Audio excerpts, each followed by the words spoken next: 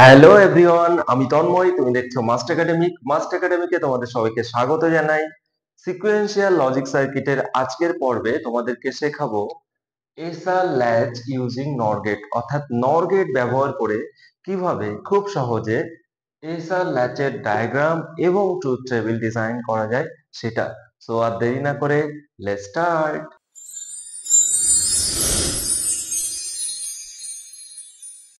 যেহেতু নর গেট ব্যবহার করে এসআর ল্যাচ ডিজাইন করব, সেই জন্য শুরুতে নর গেট সম্পর্কে একটু জেনে নেব। যদিও তোমরা অলরেডি জানো, আমার পুরোনো ভিডিওগুলোতে আছে নর গেট সম্পর্কে ডিটেলস, তবুও আমি আরেকবার একটু ক্লিয়ার করে দিই। নর অর্থাৎ নট অর। অর গেটের ক্ষেত্রে প্লাস করা হতো, তার কমপ্লিমেন্ট করলেই নর গেট পেয়ে যায়। নর গেটের ক্ষেত্রে আমরা যেটা জানতাম, এখানে দুটো ইনপুট লাইন নিলাম, x input line, y input line. প্রথমে একটা অর গেট আঁকতাম, অর গেট আঁকার পর এখানে একটা বাবল দিয়ে দিতাম। অর গেট মানে আমরা জানতাম এক্স প্লাস ওয়াই হবে, এবং তার উপরে বাবল মানে এখানে একটা বার বা কমপ্লিমেন্ট চিহ্ন হবে, অর্থাৎ এটাকে প্লাস করে তার উপর কমপ্লিমেন্ট দিতে হবে। যদি ট্রুথ টেবিলটা দেখি, তাহলে দেখো এক্স ইনপুট, ওয়াই ইনপুট, এখানে এক্স প্লাস ওয়াই অর্থাৎ অর গেট, এখানে এক্স প্লাস ওয়াই এর বার বা কমপ্লিমেন্ট, অর্থাৎ নর গেট পেয়ে যাব। এটা কিভাবে করি দেখো, আমরা প্রথমে চারটে কম্বিনেশন লিখে নেব। 0001 এর 0001 1011। যেহেতু এখানে প্লাস করা হচ্ছে লজিক্যাল প্লাস বা অর গেট, তার মানে আমরা জানতাম যে কোনো একটা ইনপুট যদি ওয়ান হয় তার আউটপুট ওয়ান হবে। জিরো প্লাস জিরো করলে জিরো, এখানে জিরো প্লাস ওয়ান ওয়ান আছে ওয়ান, এখানে ওয়ান প্লাস জিরো ওয়ান আছে one, one plus one one আছে ওয়ান। এবার এই যে এক্স প্লাস ওয়াই এর যে ভ্যালুগুলো পেলাম, সেটাকে কমপ্লিমেন্ট করে দিতে হবে, অর্থাৎ উল্টে দিতে হবে। সো এখানটায় জিরো আছে, জিরোটা হয়ে যাবে ওয়ান, বাকি তিনটে ওয়ান থাকার জন্য বাকি তিনটে জিরো হয়ে যাবে। এটাই হচ্ছে নর গেটের ট্রুথ টেবিল এবং ডায়াগ্রাম। এবার ট্রুথ টেবিল থেকে একটা জিনিস খেয়াল করে দেখো, যে কোনো একটা ইনপুট যদি ওয়ান থাকে, তার আউটপুট অলওয়েজ জিরো। দেখো এখানটায় কোনো ওয়ান নেই, সেই জন্য এখানে ওয়ান এসছে। বাকি এটা এটা এটা, এখানে ওয়ান আছে, এখানে ওয়ান আছে, এখানে ওয়ান আছে। অর্থাৎ ইনপুট যদি ওয়ান থাকে, নর গেটের ক্ষেত্রে তার আউটপুট জিরো হবে। এবার এই ফরম্যাটটা বা এই ফর্মুলাটা আমরা এসআর ল্যাচের জন্য ব্যবহার করব। এখানে দেখো এসআর ল্যাচের একটা ডায়াগ্রাম এঁকেছি, যেখানে একটা দুটো নর গেট ব্যবহার করা।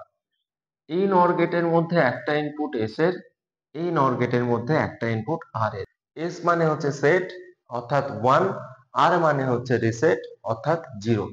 এবং এই দুটো নর গেটের জন্য বাকি যে দুটো ইনপুট আছে সেটা নেক্সট এজ, এটা কিউএন থেকে আর এর এখানে ইনপুট এসছে, এবং কিউএন বার থেকে এস এর সাথে আরেকটা ইনপুট হয়ে নর গেট দিয়ে এখানে নেক্সট এজে পাস হয়েছে। তো এটাই হচ্ছে এসআর ল্যাচের ডায়াগ্রাম। এবার এই ডায়াগ্রামের মাধ্যমে কি করে এসআর ল্যাচের ট্রুথ টেবিল তৈরি করা যায় নর গেট ব্যবহার করে, সেটা তোমাদেরকে দেখাবো। প্রথমে সাপোজ এখানে জিরো ওয়ান এর জন্য দেখি, জিরো ওয়ান অর্থাৎ এস এ ইনপুট জিরো আছে এবং আর এ ওয়ান আছে।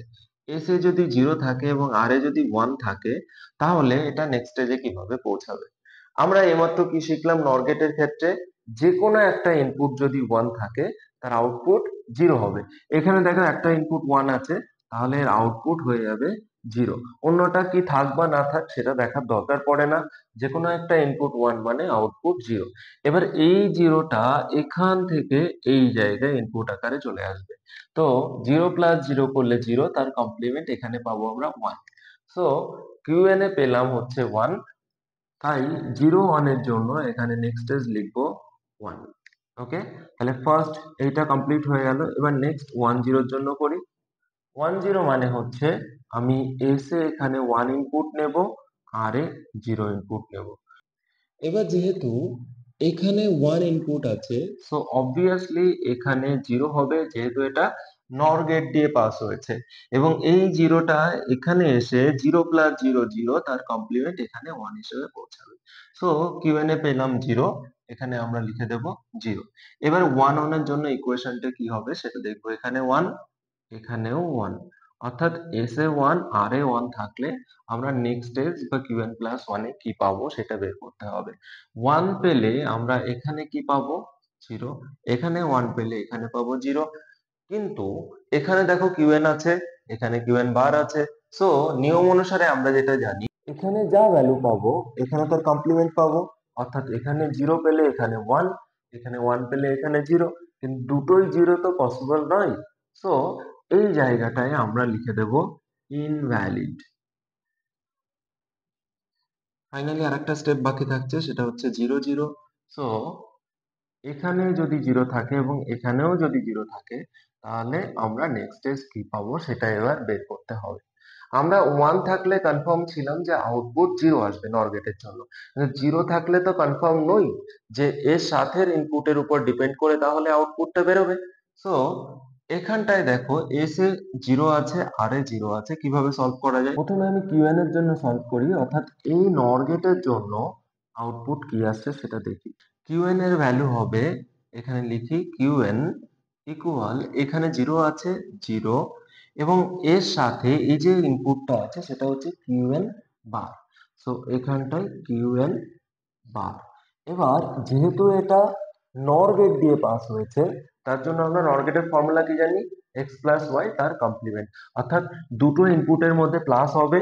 সো এখানে প্লাস সিম্বল দেব এবং তার উপরে পুরোটার উপরে কমপ্লিমেন্ট হবে।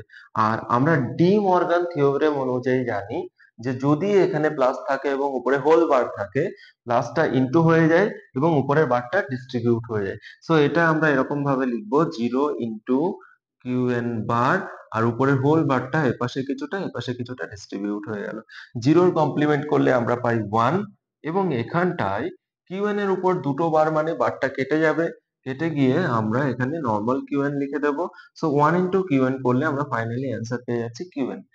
একই রকম ভাবে আমরা যদি নিচের নর গেটটাকে সলভ করার চেষ্টা করি, অর্থাৎ কিউএন বারের অ্যান্সার বের করার চেষ্টা করি, সেটার ক্ষেত্রে কি পাবো দেখো। এখানটায় একটা ইনপুট তো 0 আছে আর এর জন্য 0, এবং আর একটা ইনপুট এখান থেকে কিউএন টা ঘুরে গিয়ে এখানটায় এসছে। সো এখানে লিখবো কিউএন। আর যেহেতু এটা নর গেট, সো এদের মধ্যে প্লাস দিয়ে উপরে একটা কমপ্লিমেন্ট চিহ্ন দেব। সো ডি মর্গান থিওরেম অনুযায়ী আবার আমরা যেটা পাই সেটা হচ্ছে 0 প্লাসের জায়গায় ইনটু হয়ে যাবে, কিউএন লিখবো এবং উপরের এই হোল বারটা এপাশে কিছুটা এপাশে কিছুটা ডিস্ট্রিবিউট হয়ে যাবে। 0 কমপ্লিমেন্ট করলে আমরা পাই 1 এবং এখানটায় ইনটু কিউএন বার। 1 ইনটু কিউএন বার মানে এখানে কিউএন বারই এলো। সো একটা জিনিস খেয়াল করে দেখো, যখন আমরা কিউএন অর্থাৎ এই নেক্সট স্টেজটা বের করার চেষ্টা করছিলাম এখান থেকে, আলটিমেট আমাদের অ্যান্সার কিউএন এসছে, এবং এখানে যখন কিউএন বারের অ্যান্সার বের করার চেষ্টা করেছি আমাদের অ্যান্সার এসছে কিউএন বার। অর্থাৎ যা এখানে ছিল সেটাই চলে এসছে, কোনো রকম কোনো চেঞ্জ হয়নি। সো যখন এখানে 0 0 ইনপুট নেওয়া হবে এস আর আর এর ক্ষেত্রে, এস আর ল্যাচের মধ্যে দিয়ে, তখন এখানটায় আসবে নো চেঞ্জ। তোমরা এটাকে হোল্ডও লিখতে পারো। সো এখানে ফাইনালি এস আর ল্যাচের জন্য নেক্সট স্টেজ পেলাম নো চেঞ্জ 1 0 ইনভ্যালিড। নো চেঞ্জ তো তোমরা জানো, 1 মানে হচ্ছে এখানে এটা সেট, 0 মানে রিসেট, আর ইনভ্যালিড তো থাকছেই।